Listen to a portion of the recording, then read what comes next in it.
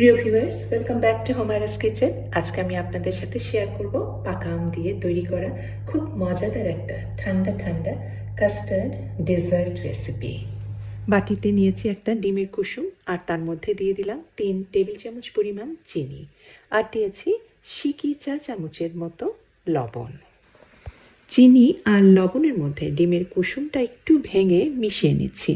তবে এখন দিতে হবে 1 চা চামচের মতো ভ্যানিলা এসেন্স। ভ্যানিলা এসেন্স দিয়ে ডিমটা মিশিয়ে নেওয়ার ফলে ডিমের মধ্যে যে একটা আষ্টে গন্ধ থাকে, সেই আষ্টে গন্ধটা কিন্তু আর ডেজার্টের মধ্যে থাকবে না।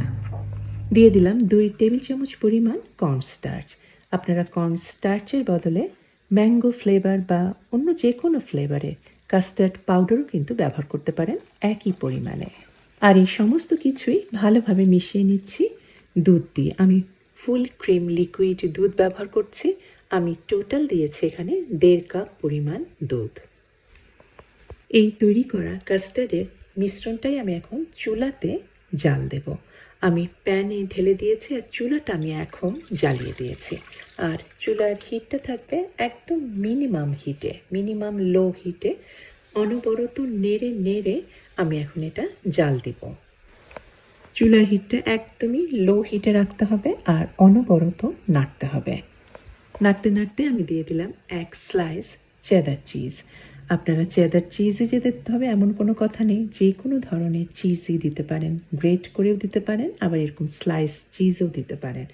কিছুক্ষণের মধ্যেই কিন্তু চিজ একেবারে গলে যাচ্ছে, একেবারে গলে এই দুধের মধ্যে মিশে গিয়েছে। নোনতা স্বাদের পনির যখন এই মিষ্টি আমের কাস্টার্ডে দেওয়া হয় তখন কিন্তু কাস্টার্ডের স্বাদটা অনেক বেড়ে যায়, আর দুধও কিন্তু একদম ঘন হয়ে গিয়ে একেবারে জমাট বেঁধে যাচ্ছে। এই পর্যায়ে আমি প্যানটা চুলা থেকে সরিয়ে নিলাম। আজকে কাস্টার্ড তৈরিতে যে পাকা আমটা ব্যবহার করছি সেটা টিনের পাকা আম ব্যবহার করছি, তবে অবশ্যই আপনারা ফ্রেশ পাকা আমও ব্যবহার করতে পারেন। আমি বাইট সাইজে ছোট ছোট টুকরা করে নিচ্ছি। রান্না হওয়া একদম জমানো কাস্টার্ডের মধ্যে দিয়ে দিলাম এখন আমের টুকরাগুলি। ভালোভাবে মিশিয়ে নিয়েছি। এটাই আমি এই ধরনের ছোট ছোট বাটিতে জমিয়ে সার্ভ করব।